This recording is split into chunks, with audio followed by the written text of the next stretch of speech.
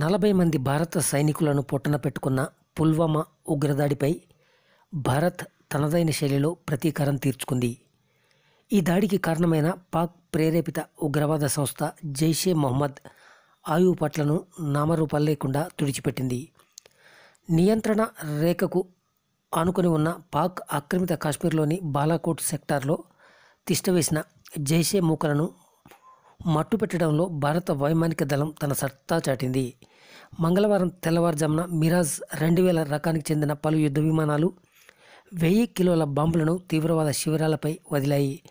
Surgical strikes 2గా భావిస్తున్న ఈ దాడుల్లో బాలాకోట్, చకోటి, ముజఫరాబాదుల్లోని తీవ్రవాద శిబిరాలతో పాటు జైషే మొహమ్మద్ కంట్రోల్ రూమ్ కూడా పూర్తిగా ధ్వంసమయ్యాయి. పూర్తి వివరాలు చూసే ముందు మా ఛానల్ని సబ్స్క్రైబ్ చేయడం మర్చిపోకండి. అలాగే ఆ పక్కనే ఉన్న గంట సింబల్ని క్లిక్ చేయడం మర్చిపోవద్దు.